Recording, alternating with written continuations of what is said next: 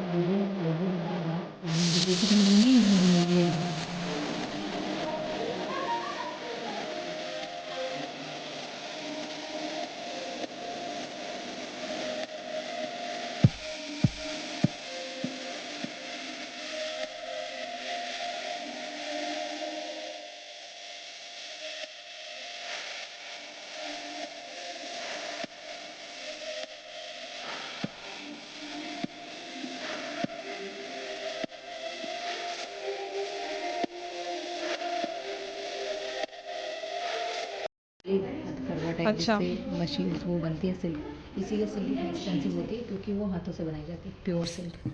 जैसे करते हैं ना केमिकल कलर, पहले तो ऐसा कुछ था नहीं, तो वो ऐसे ही नेचुरल डाइज से कपड़ों को कलर करते थे। देखो डिफरेंट टाइप्स ऑफ स्टोन है और बार्क है, पाउडर्स ऑफ डिफरेंट ट्रीज और फ्लावर्स, इन सब का करते क्या है कि पहले बुनाई से पहले धागे को ना रंग लेते हैं। ये मतलब इंडियन उसमें क्या होता है कि पहले धागा बनाते हैं फिर बाद में रंगते हैं, फिर मतलब कपड़े बनाने के बाद रंगते हैं। लेकिन इसमें ऐसा नहीं होता, इसमें पहले धागे को रंगते हैं और उसके बाद उससे कपड़े बनाए जाते हैं। तो ये है, ये बेसिकली टेक्सटाइल ये है तो इंटरेस्टिंग। अगर जिस किसी को इंटरेस्ट होगा ना उसे तो बहुत मज़ा आने वाला है। ब्रोकेड वाले जो होते हैं बहुत ज़्यादा आजकल ट्रेंड में है ना, उससे वो बनते हैं शरारा वगैरह ये सब। अच्छा। ये वो वाला है ब्रोकेड वाला जो कपड़ा होता है, मतलब जिसको लोग बेसिकली सिल्क बोलते हैं। सिल्क होता नहीं है, तो ब्रोकेड होता है।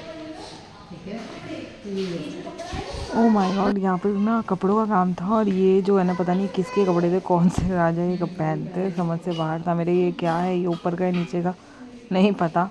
ये साड़ी बड़ी सुंदर थी। और ये हमारी कीरू जी हैं। यहाँ हम लोग घुसे और ये भी बहुत सुंदर था। यहाँ पर बहुत अच्छी कांसे से बनी हुई चीज़ें थी ऑलमोस्ट। है। ये है जैन सृष्टि विज्ञान की तस्वीर, कपड़े पे बनाई हुई है, 19वीं सदी की है। Oh my God, 19th century की है। इसमें जैन परंपराओं के बारे में बताई है बेसिकली। ये कांसे का बना हुआ दीपक है, कांसे का बना हुआ। ये भी कांसे की बनी हुई चीज़ें हैं। बहुत कितनी यूनिक है ना। बहुत यूनिक है, क्योंकि ये रिसेंट की नहीं है ना, 19th सेंचुरी और 18th सेंचुरी ऐसे है ये मतलब इतने पुराने ज़माने के। देखो कुछ लैंप जैसा कुछ है ये, आएगी जिसमें कुछ जलाते होंगे। ये कुछ है वेरी यूनिक। क्या है ये? ब्रॉन्ज का बना हुआ, 17th सेंचुरी तक खाना वाना बनाने के लिए यूज़ करते थे। कितने लोग थे घर में? ये सारी धातु शिल्प बड़े आकार के। मैंने जैसे ही इस झरोखे को देखा, मेरी तो भाई नज़रें ही रुक गई, बहुत सुंदर लग रहा था ये। और पुराने ज़माने में ना ऐसे ही होता था। नवाब राधनपुर के महल से प्राप्त लकड़ी का नक्काशीदार झरोखा, बहुत मस्त है यार ये।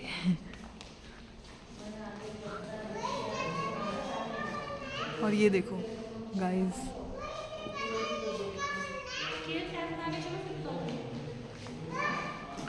ये है हवेली पाटन के सुन्नी बोहरा समुदाय का शानदार भवन।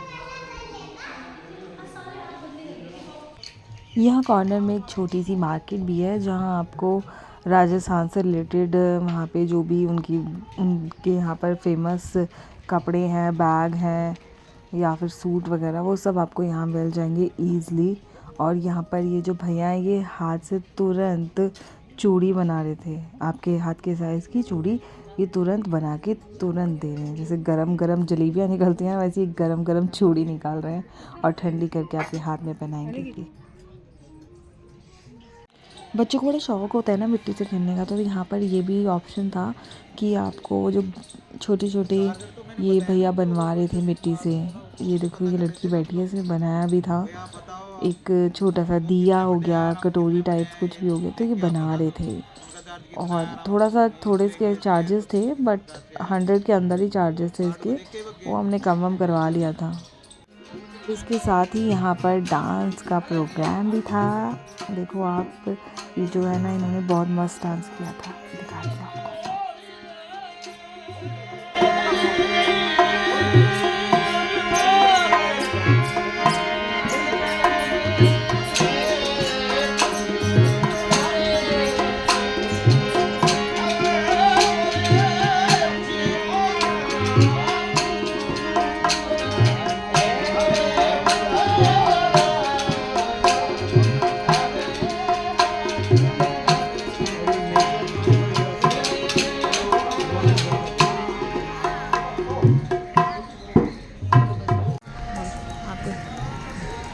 अभी जो है ये म्यूज़ियम यही ख़त्म नहीं हुआ, इस यहाँ तो बहुत सारी चीज़ें हैं।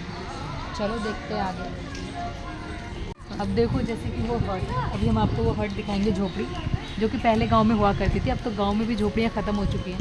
अब आने वाले जनरेशन को क्या ही पता झोपड़ी कैसी दिखती है, खेत कैसे दिखते हैं, क्योंकि अब धीरे धीरे सारी चीज़ें ख़त्म ही होती जा रही हैं। लेकिन कुछ म्यूज़ियम्स हैं जिन्होंने उन्हें प्रिजर्व करके रखा हुआ है, उन्हीं में से एक है ये दिल्ली का नेशनल क्राफ्ट म्यूज़ियम। तो देखते हैं, आज हम आपको गांव की झोपड़ियाँ दिखाते हैं। देखो गदवा कुटी, यह उड़ीसा में लकड़ी पे नक्काशी करके और रंग करते हैं उन पे, और ये इनका घर, इस तरीके के घर होते हैं। बेसिकली तो मेरे ख्याल से गांव के सभी हिस्सों में एक तरीके की झोपड़ियाँ होती हैं। मेरे गांव में भी पहले, बहुत पहले ऐसी झोपड़ियाँ हुआ करती थी। अब तो गांव गए हुए भी 15-20 साल हो चुके। देखिए कितने सुंदर गाँव है।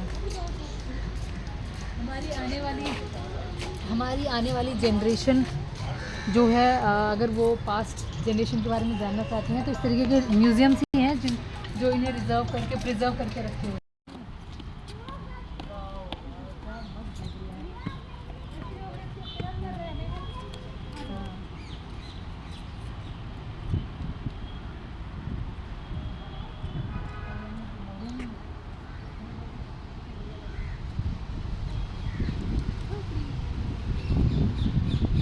और एक और बात, आप यहाँ आओ तो यहाँ एक बता दूँ तो एक ही कैफ़े है जहाँ पे खाना इतना कुछ खास है नहीं है, थोड़ा एक्सपेंसिव तो है ही, पर इतना टेस्ट भी नहीं है अच्छा।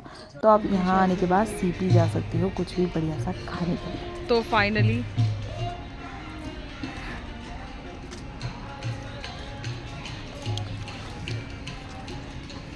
फाइनली यहाँ पर हमारा व्लॉग होता है समाप्त।